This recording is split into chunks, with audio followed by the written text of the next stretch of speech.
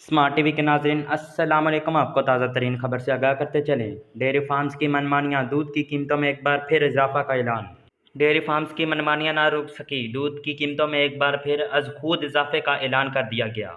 तफसीलात के मुताबिक डेयरी फार्म्स ने कमिश्नर कराची के दूध के सरकारी नर्ख 180 रुपये लीटर के हवाले से एक कमात हवा में उड़ा दिए।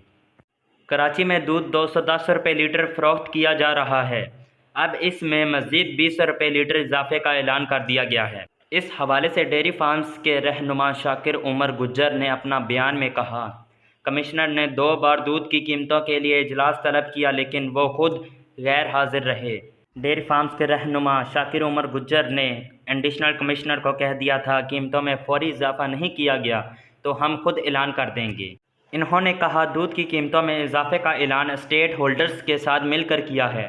1 जुलाई से एक्स फार्म रेट 600 रुपये फ़ी मन और 16 रुपये फ़ी लीटर इजाफा होगा। शाकिर गुज्जर के मुताबिक दूध की नई कीमत 6,730 रुपये से बढ़कर 7,330 रुपये फ़ी मन एक्स फार्म रेट मुकर्रर कर दी है। आज के लिए इतना ही। जाते जाते आपसे गुजारिश है, मेरे चैनल को सब्सक्राइब करें, दिए गए बेल आइकन को दबाएं और कमेंट में अपनी राय का इजहार ज़रूर दें।